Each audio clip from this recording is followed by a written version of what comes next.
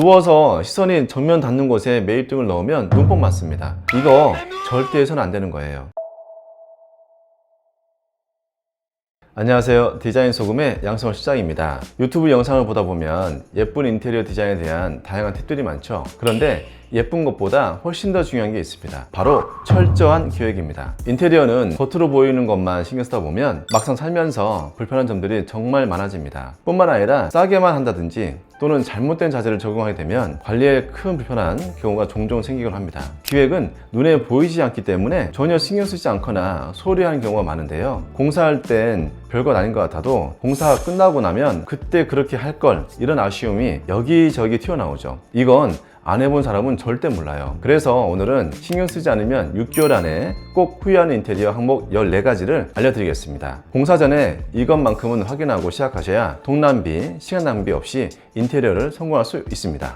윗집 변기물 내려가는 소리, 이걸 꼭 챙기세요. 밤에 잠을 자려는데 윗집에서 화장실 물 내리는 소리, 물 내려가는 소리 들으면 정말 신경 쓰이죠. 이게 한번 들리기 시작하면 계속 거슬립니다. 이 소음이 들리는 원인은 총 3가지입니다. 첫째, 욕실벽은 일부는 콘크리트, 다른 일부는 벽돌로 되어 있는데 이 조적 사이의 틈을 제대로 막지 않으면 그 틈으로 소음이 들어오게 됩니다. 둘째, 천장을 열어보면 윗집 배관이 보이는데요. 특히 배관이 꺾이는 부분에는 위에서 떨어지는 옷으로 인한 마찰이 생겨서 마찰 소음이 발생합니다. 그래서 차음제를 꼭 감싸줘야 합니다. 하지만 아쉽게도 보통 이걸 생략하는 경우가 많습니다. 셋째, 천장과 벽 사이 실리콘으로 잘 막아줘야 하는데 코킹 처리가 미흡하면 틈을 타고 윗집에서 샤워하는 소리가 들어옵니다. 천장면에서도 차음제가 꼭 들어가야 하고요. 이런 건 인테리어 할 때 아니면 손대기 어렵습니다. 그래서 공사 전 미리 확인하고 요청해야 윗집 화장실 소음에서 해방될 수 있어요. 구축 아파트 베란다 우수관은 반드시 이렇게 관리하셔야 합니다. 눈에 잘 띄지 않는다고 큰 관심을 갖지 않으면 악취와 벌레 유입 같은 문제가 발생합니다. 우리가 인테리어 할 때 비용을 아끼겠다고 우수관을 제대로 막지 않고 대충 가리기만 하면 오래된 이물질이나 고여있는 물에서 나는 악취가 실내로 스며드는 겁니다. 그래서 우수관이 실내로 편입되면 아예 우리 집을 지나쳐갈 수 있게끔 직결 처리하거나 베란다에 우수관이 그대로 유지된다면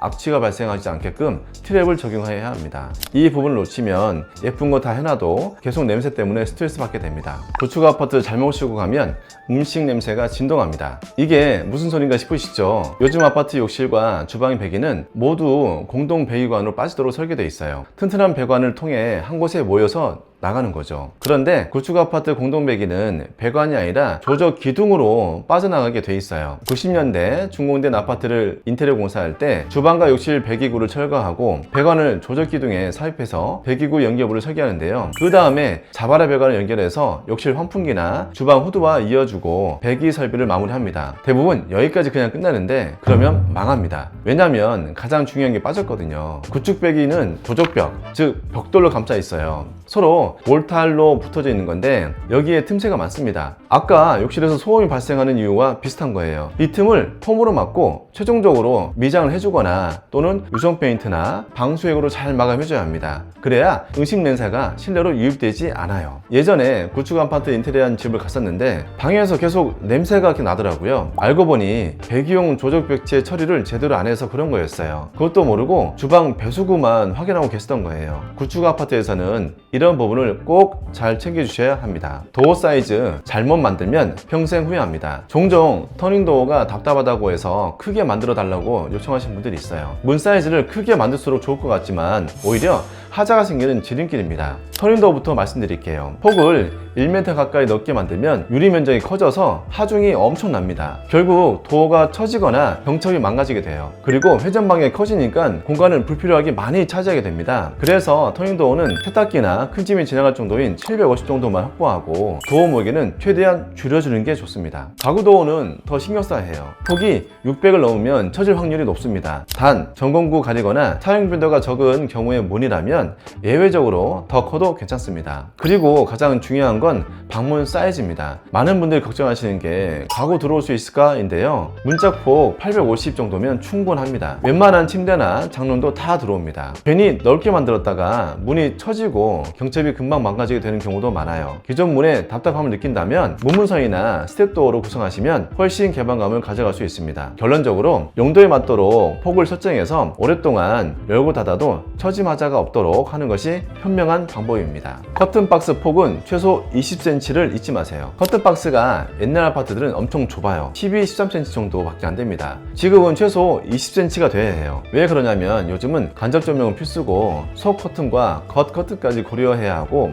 자동 커튼까지 고민하신 분들도 많잖아요. IoT 자동 레일 한쪽이 7cm나 잡아먹어요. 양쪽으로 달리면 레일만 14cm니까 간접 조명 들어갈 폭까지 예를 두면 한 24cm는 돼야 안정적으로 설치가 가능한 거죠. 간접 조명이 너무 커튼하고 붙어 있으면요, 빛이 퍼지지 않기 때문에 안 예뻐요. 아래까지 빛이 도달하지 않거든요. 이 커튼 박스 확장을 미리 챙겨두지 않으면 내가 원하는 커튼을 설치하지 못하게 될 수 있습니다. 그리고 또 하나, 커튼 박스 안에 콘센트 배선 꼭 해두세요. 지금은 일반 커튼 쓰더라도 나중에 전동 커튼으로 바꾸고 싶을 수 있잖아요. 그때 다시 공사하려면 골치 아픕니다. 미리 대비해 두는 게 훨씬 현명합니다. 거실과 침실을 다른 소재 바닥재로 적용할 때 컬러 톤은 꼭 맞춰주세요. 요즘 고용부용 타일, 침실은 강마루 고민하시는 분들 많으시죠? 소재를 다르게 써도 괜찮습니다. 그런데 컬러 톤은 꼭 맞춰주세요. 예를 들어 거실은 밝은 톤 아이보리 타일, 방은 우드톤 강마루를 시공했다고 해볼게요. 문을 닫아두면 티가 잘 안 나요. 하지만 문을 열어두는 순간 두 공간이 톤 차이로 확 갈라지면서 시선이 분산됩니다. 공간이 연결되지 않고 분재돼 보이는 거죠. 그래서 다른 재질을 써도 컬러의 밝기나 톤을 유사하게 맞추는 게 좋습니다. 그래야 집 전체가 자연스럽게 이어지고 시각적으로도 넓어 보이는 효과가 생깁니다. 방문은 대부분 열려 있잖아요. 이런 톤 차이가 생각보다 눈에 거슬릴 수 있어요. 현관과 주방은 절대 도배로 마감하지 마세요. 아직도 현관이나 주방벽 마감을 도배로 하는 곳이 있어요. 사진만 봐도 아찔합니다. 현관과 주방은 사람이 자주 드나드는 곳입니다. 벽체가 쉽게 긁히고 오염도 심한 곳이에요. 특히 현관은 집의 첫인상인데 여기가 얼룩지고 더러워지면 집 전체가 지저분해 보일 수 있어요. 도배나 도장은요, 조금만 긁혀도 바로 표나고 금방 때타고 변색이 됩니다. 한두 달 만에 다시 손봐야 할 수도 있어요. 그래서 현관이나 주방은 때가 덜 타고 내구성이 좋은 필름이나 패널로 마감해야 합니다. 내구성이 좋아서 물걸레로 쓱 닦기만 해도 언제든 깔끔하게 유지할 수 있습니다. 현관 디딤석 없애면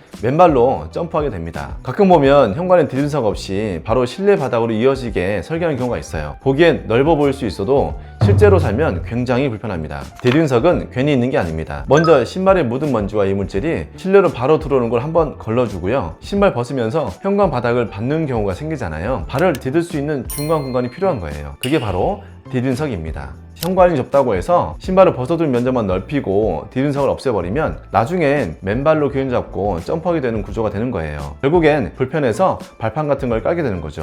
그러니까 번거롭게 하지 않으려면 처음부터 기획을 잘 해야 됩니다. 여기에는 다운라이트 절대 넣지 마세요. 이건 처음부터 침실을 계획할 때 침대 배치를 염두에 두지 않아 발생하는 문제예요. 누워서 시선이 정면 닿는 곳에 매립등을 넣으면 눈뽕 맞습니다. 이거 절대 해서는 안 되는 거예요. 요즘 인테리어 사진 보면 침대 헤드 위에 천장 매립등 넣는 집들 아직 많습니다. 올바른 침실 조명 배치는요, 헤드 반대 방향이나 천장 측면에 다운라이트, 그리고 헤드 쪽에는 업라이트 간접 조명이나 스탠드 조명으로 부드러운 분위기를 만드는 게 기본입니다. 이거 하나만 바꿔도 숙면 퀄리티가 달라집니다. 눈뽕 맞고 싶지 않다면 조명 위치를 꼭 점검하세요. 거실에 오브제 선반 정확히 6개월 후에 애물단지 됩니다. 이거 모르고 사진 들고 와서 요청하신 분들이 은근히 많은데요, 거실 TV 벽면이나 소파 뒷벽에 선반을 만들어 달라고 하시는 경우가 있어요. 근데 이 선반 처음에만 예쁩니다. 시간 지나면 먼지 쌓이기 딱 좋고요, 청소는 또 얼마나 번거로운지 몰라요. 책꽂이도 금방 먼지가 쌓이는데 오픈 선반은 훨씬 심합니다. 그래서 뭔가 장식을 놓고 싶다면 유리도어가 달린 장식장에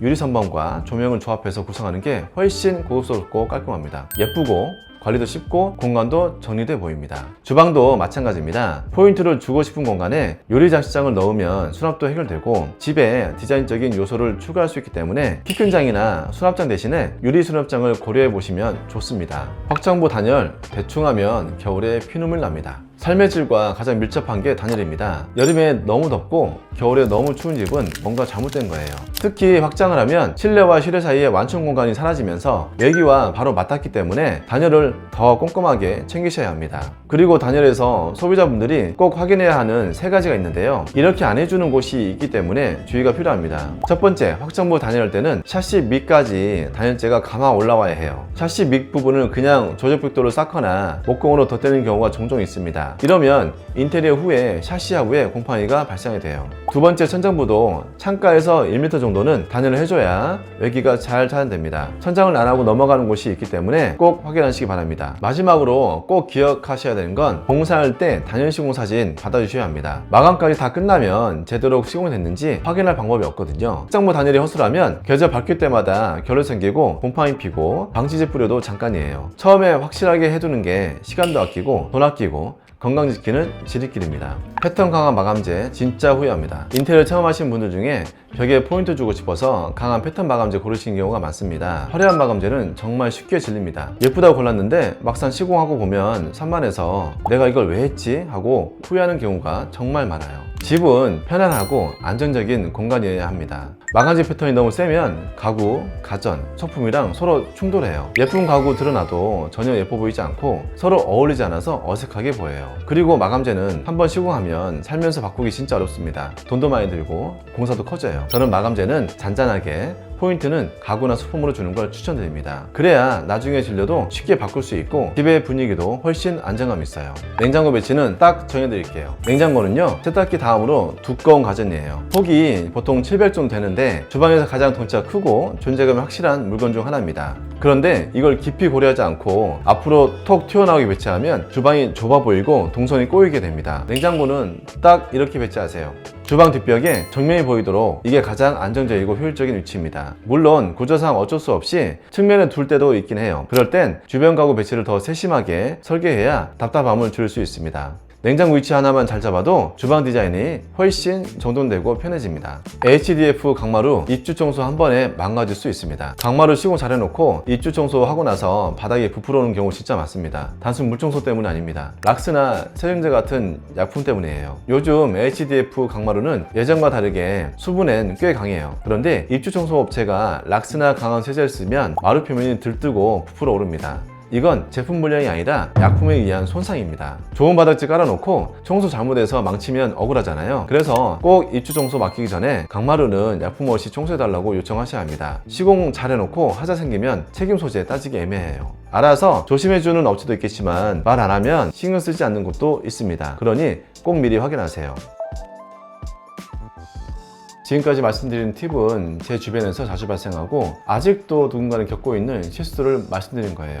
정말 사소해 보일 수 있지만 이런 디테일 하나하나가 인테리어의 완성도를 좌우합니다. 앞으로도 인테리어 할 때 미리 알아두면 좋은 꿀팁들 꾸준히 전해드리겠습니다. 구독과 좋아요 눌러주시면 디자인 소금의 최신 영상을 가장 먼저 보실 수 있습니다. 디자인 소금의 양성 시장이었습니다.